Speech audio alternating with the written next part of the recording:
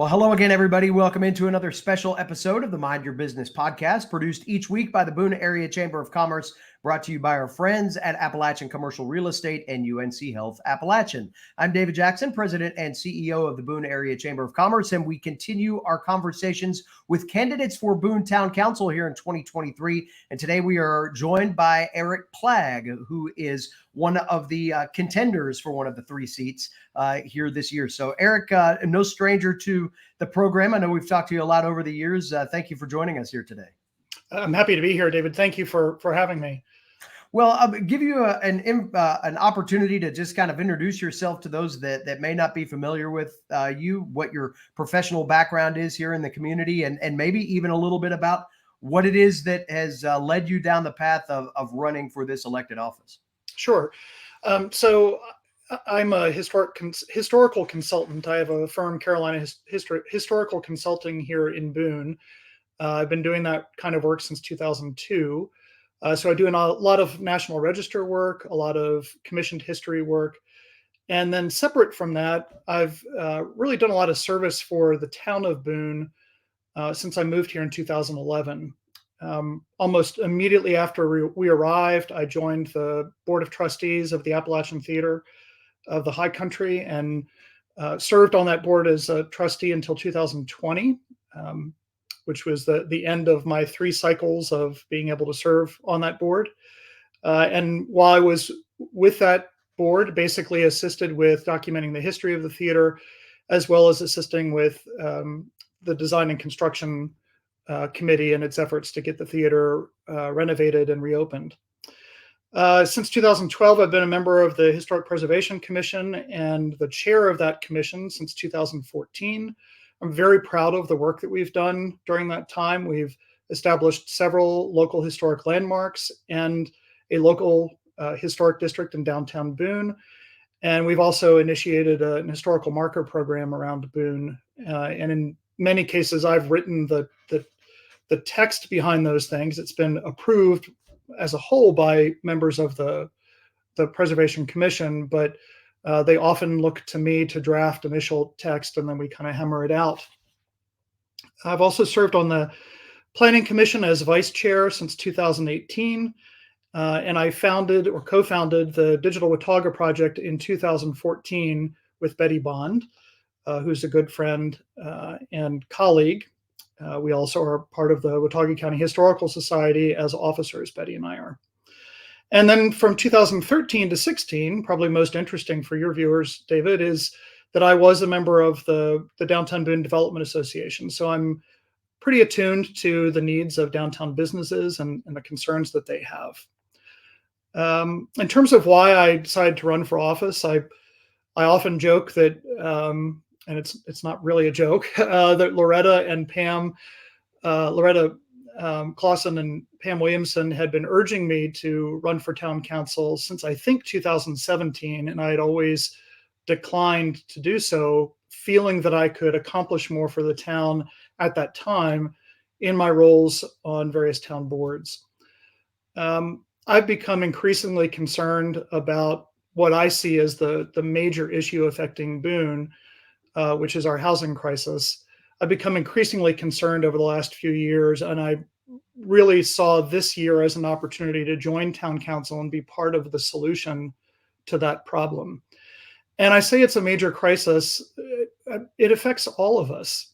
I'm seeing downtown business owners and other business owners throughout the Boone community who are expressing concern that they can't keep their employees because their employees can't afford to live, either to own or to rent, in Boone. And we really need to address that now. It's to crisis levels. I've seen it myself with the people we employ at the Digital Watauga Project, that we have not been able to keep people for the long term in those positions. So that one issue is the thing that urged me to get into the race.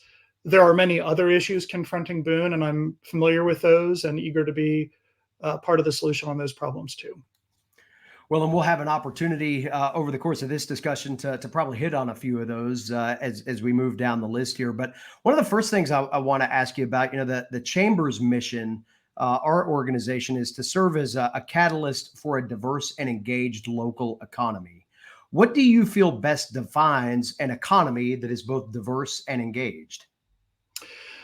So I think there's certainly diversity that you can speak of in terms of gender diversity, race diversity, ethnic diversity, et cetera. And I think those are important parts of talking about an engaged and diverse community. Um, I have seen in my time in Boone that um, I think some local organizations and frankly some businesses have been slow to reach out to minority communities that are here in our midst and that are important parts of our community. I've seen a reluctance to reach out to them and work with them in finding solutions to problems that the business community faces by working together. And I would like to see Boone Town Council kind of aid in that effort. I think one way that Town Council has begun to do that is through its Human Relations Commission, which is really, I think, bringing some of these issues to the forefront and encouraging the public at large to reflect on some issues that have been ongoing for a long time. The other part of that I see in the work that I do is, as a historian, I'm bound to tell a diverse story about our local history. And it's interesting that that's sometimes been met with resistance by people in our community. Boone, for example, has a difficult racial past, really starting with the 1898 election in Boone, where one of the parties, their sole issue was white supremacy. And the decisions made in that 1898 election and the changes made to our 1900 North Carolina Constitution as a result of that election really shaped the history of North Carolina as a whole, and Watauga County in particular, for the next 75 years. And there are still vestiges of the impact of that in our community. But looking beyond ethnic and racial and gender diversity, I also think that it's important for our community to not hear from the same business leaders over and over again. My observation, having been in Boone for 12 years now, is that often it's the same people who are leading things. And I would prefer to see more input from some of the smaller businesses or business owners who are somewhat reluctant to engage directly, either thinking that they're not sure what they can get out of being more vocal about issues or concerned about the consequences of being more vocal about issues. I'd like to create an environment where we hear more from those smaller businesses and the concerns that they face in the community. Moving on to our next topic here. Starting in September of 2022, the town of Boone began the process of reevaluating and potentially updating its comprehensive plan. As I've done in the previous interviews, I'll do it again here for the benefit of the audience. The town of Boone defines this as a long-range comprehensive advisory planning document that provides a future vision for growth and development of the town. And that includes goals, objectives, strategies, action steps, intended to direct town actions. So now with that definition set and everybody understands what a comprehensive plan is, what concerns or opportunities do you hope are addressed as part of this process as it moves forward? Well, I would put top of the list that there must be, as part of that comprehensive plan, a very serious set of goals and of standards, really, by which the town will evaluate the consequences, if you will, of ongoing expansion at Appalachian State University. The growth in enrollment and the university's reluctance to provide housing on campus for those students, to me, is a major factor in the housing crisis that we're having here in Boone. You can't keep bringing in 1,000 extra students each year and not expect there to be housing problems if you're not providing housing for those students. So I'm very strongly in favor of looking at, as part of that comprehensive plan, requirements on the university to participate in planning with the town, so that in essence there is a 5-year or a 10-year plan, and that the town can hold the university accountable to what's included in that plan. As part of that plan, there absolutely has to be on-campus housing provided. There has to be on-campus parking provided for students who are driving in. That's another issue that we're facing, is just a balloon in traffic issues and parking issues, particularly downtown. So that's one thing that's essential. There are other issues related to the housing crisis. I am staunchly in favor of an all-out ban on what's called rent by the bedroom housing. This is housing where individual tenants, often strangers to one another, are put into a single unit, into a single bedroom within, say, a 4-bedroom unit. And they are charged for their bedroom, not for their share of the unit as a whole. And the effect that that has on housing stock is that it drives up the price of stock across the board. And this comes back to what I was saying during my introduction, that when you have workers who can't afford to live in the town where they work, they will leave. They will choose to go find somewhere else where they can afford to be. And unless we take steps to address that in our comprehensive planning, then we're facing a really sorry state of affairs over the next 10 to 15 years. That issue is amplified by the fact that we're in a climate crisis. And increasingly, as we saw during COVID, the High Country, and Boone in particular, is going to be seen as a safe place for climate refugees to move to, because our climate for the present is much more favorable to long-term settlement than some other parts of our country right now that are experiencing really severe weather effects and environmental consequences because of climate change.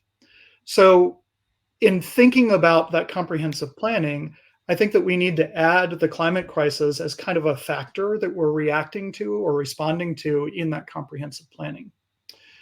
And then finally, I know that there have been plans proposed over the years for lack of a better term, a Boone bypass or a Boone beltway, something that would help to mitigate traffic issues in town by people who are really kind of passing by town but have to pass through it to get where they're going.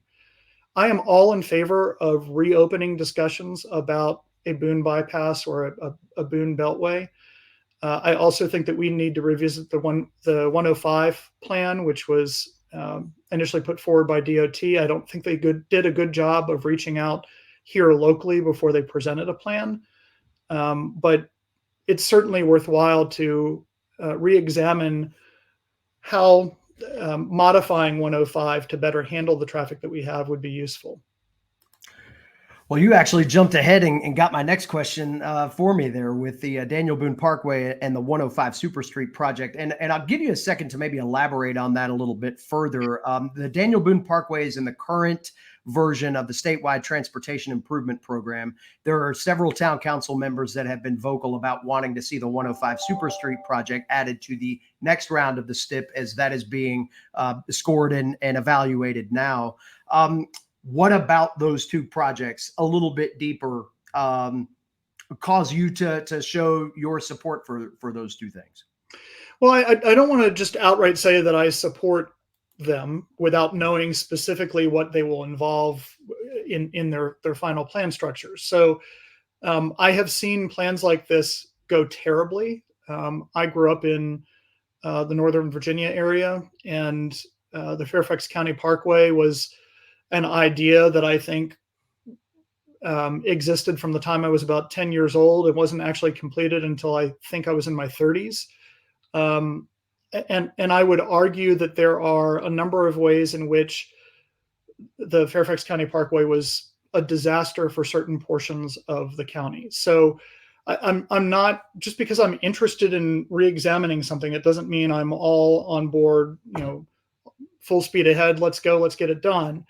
I think there are certain things ranging from environmental concerns to protecting key areas of Boone and Watauga County from the adverse effects of of highway development, et cetera, that need to be looked at carefully. But having said all that, I think that it is absolutely necessary for there to be some sort of bypass or parkway program that facilitates routing traffic that has no intention of stopping in Boone around Boone. I don't, when I've seen this work well in other areas, it does not impact local businesses because those folks are passing through anyway. They're not going to stop. And what I have also seen work well in these programs is the development of housing at or near exits that are on whatever that parkway or bypass or beltway is, that facilitates expansion of available housing. It often provides housing that is at a lower market rate than what is available in the core of a community.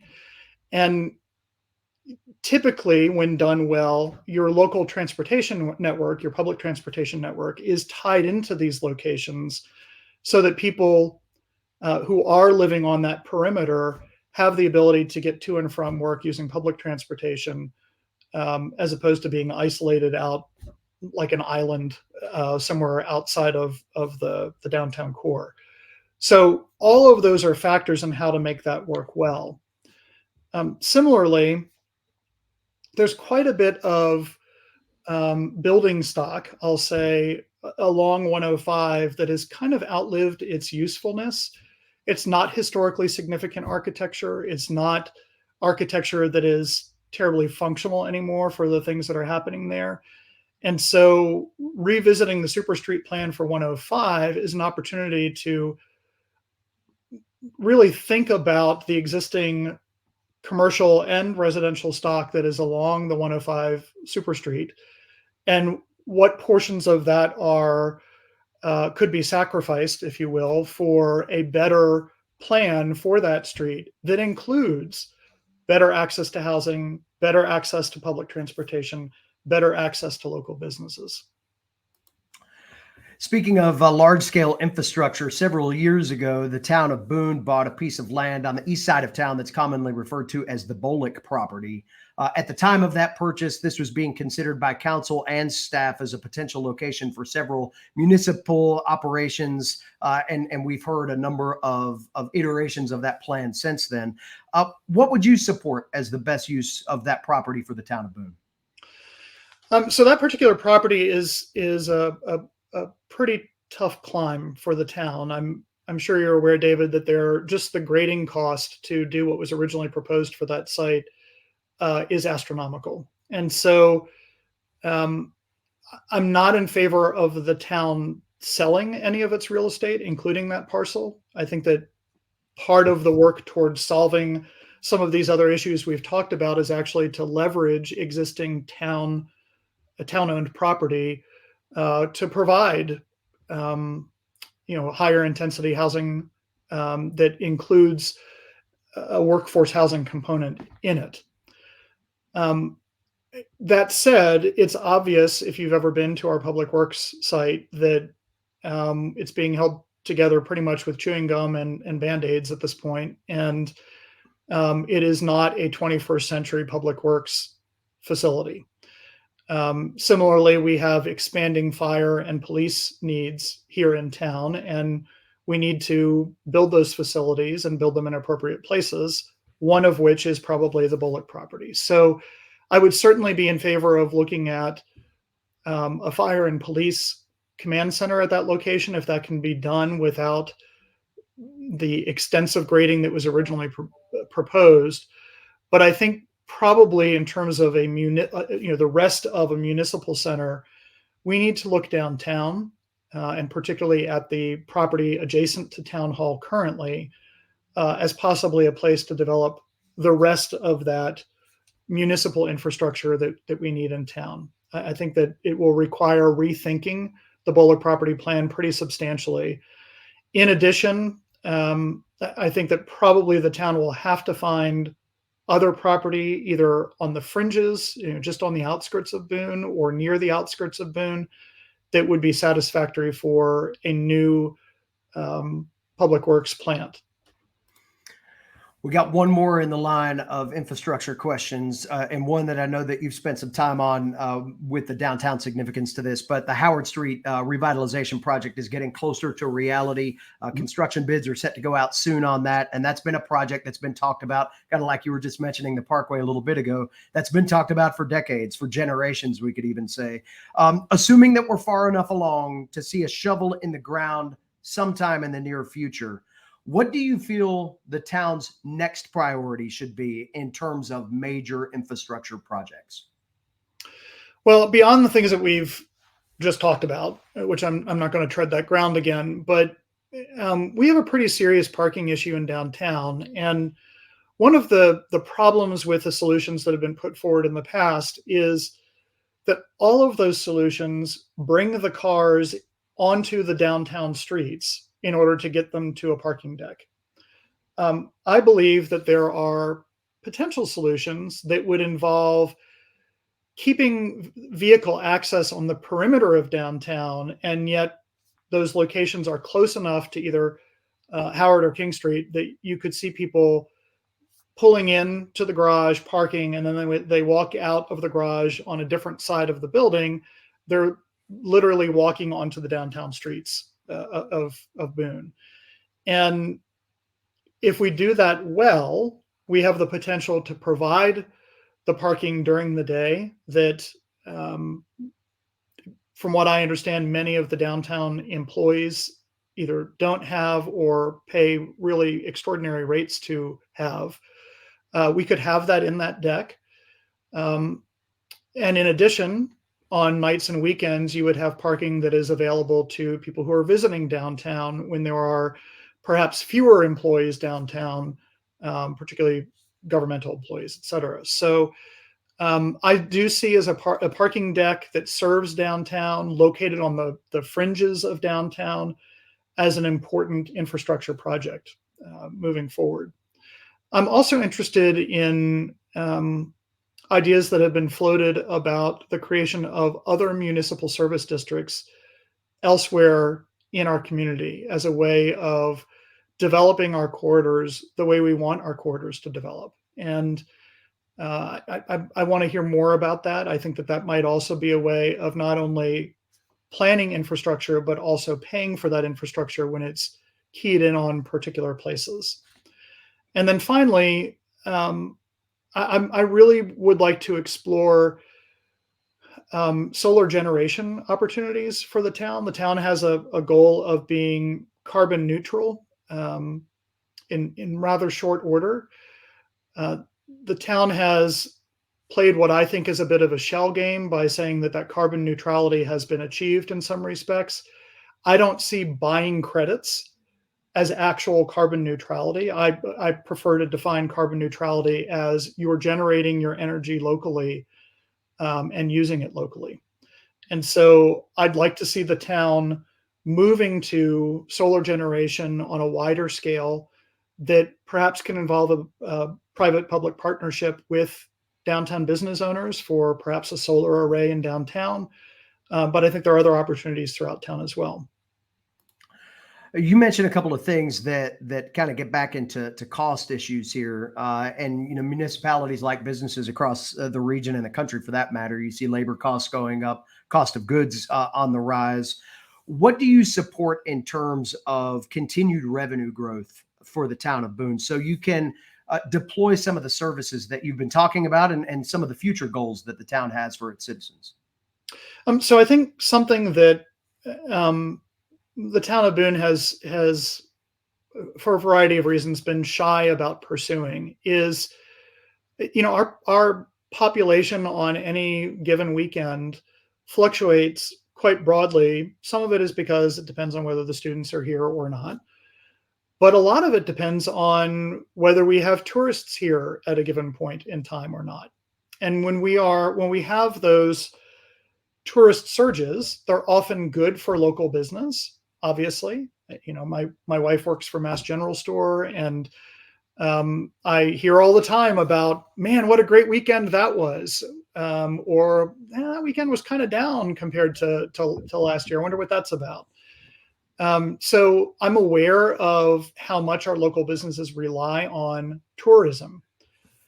That said, I don't think we've done a good job of asking or requiring that people who are visiting the high country contribute to our infrastructure costs and our services costs that they add to when they're here. So I would be interested in looking at the town, looking at revenue generation opportunities um, that will directly serve some of these, or basically meet the needs that we have on both the infrastructure side and the services side. And that could be things such as a town-specific hospitality tax.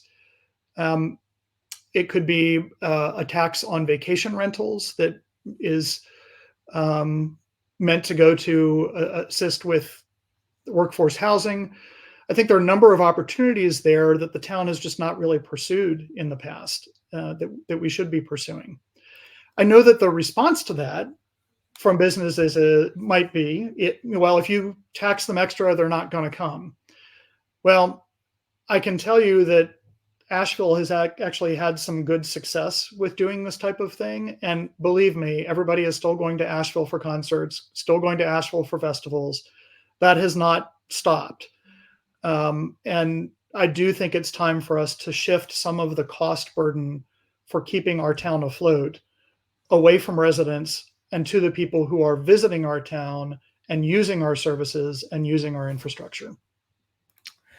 Final question that I've got for you, and you alluded to this early on in some of what you said, talking more specifically about the appropriate role for the town to play in terms of helping the community retain existing businesses, help some of those grow even, recruiting new businesses or workforce to the area. What would you support from a town-wide perspective and how the municipality can aid in recruitment and retention? Well, I think one of the toughest things we have in that recruitment effort is the housing problem. I'm sure, David, that you've heard the stories about, for example, when new town employees are offered a position, when new people at the university offered a position, they've shifted to a pro forma approach of making the offer and then giving people housing information and basically telling them, please make sure that you can secure housing before you take the job. I have never heard of this. I'm 56 years old. I have never heard of this for any employer I've worked for in either the private or the public sector. This concept of making a job offer and then basically sending out apartment listings and saying, make sure you can find an apartment before you let us know if you want the job. So one of the ways that the town can be helpful is to work with local businesses, to work with the chamber, to work with the university on maybe helping people who are going to be moving to the area better understand what the realities are of living here, the cost of living here, et cetera. And I don't know that the town has really done a good job of that in a coordinated effort with the chamber and the university. So that's one thing that could be done. But I think on the more micro level, something that the town is going to have to do is, as I alluded to earlier, it is going to have to use some of its town-owned real estate to make that first step toward creating workforce housing that is affordable and using that as a model to encourage other developers to say, oh, well, actually, this is a viable model for creating workforce housing and still being profitable. So I think that is a kind of walk the walk thing that the town can do to help with that larger question of how do we ensure that businesses that are hiring people are able to retain those employees by placing them or having places where they can live rather than finding out that they can't afford to live here at all. Well said. And with that, our formal questions over at this point in time. I'd like to give you a few minutes to cover anything that maybe didn't come up, or just offer some closing thoughts as we conclude our time together.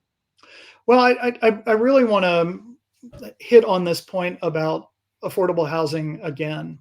And I have a good friend, someone who has worked for Digital Watauga and is a volunteer now, who has been looking, she and her partner have been looking for a place to live in Boone for probably 3 years now, and have not been able to find anything that is in their market. They both work full time. They have a child, but they are not able to find real estate either for rent or for sale in Boone that meets their needs.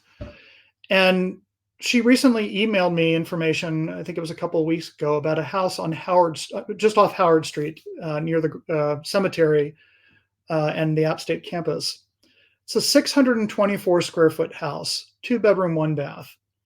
Too small for them, but it sold in May for $175,000 to someone who did some very modest renovations to the house and then put it back on the market this month for more than twice what they paid for it in May. It's listed for $369,000. Again, that's a 2-bedroom, 1-bath, 624 square foot house with a postage stamp for a yard. That is not sustainable. We cannot continue to do things in this town that are going to drive market rates, whether it's for rent or for sale, into the stratosphere. We are going to see over time that people at the university, people working for our businesses downtown, people working for our local governments, they will not take jobs here because they can't afford to live here. It's already happening. And unless we do something now to stop it, then we're going to be in a sorry state over the next 5 to 10 years. So that, gloomy scenario outlined, I want to make it clear that I'm quite serious about that issue, and I will be diving in headfirst on this issue as soon as I'm on town council. And in the meantime, I would just like to ask all your viewers for their vote and say that I look forward to serving everyone in the Boone community when I'm on town council. Well, we certainly appreciate your time and elaborating on some of these points here today. And as I've said to all of the candidates, and we'll say to every candidate anytime that we run across them, just really appreciate you being willing to put your name on a ballot. That is no small task in today's political climate. And whether you're running unopposed or not, that's a commitment, and we certainly appreciate those that step forward to lead our community in that way, and pass that along to you as well. And wish you nothing but the best with the vote coming up here in November, and look forward to talking to you again soon. Thanks, David.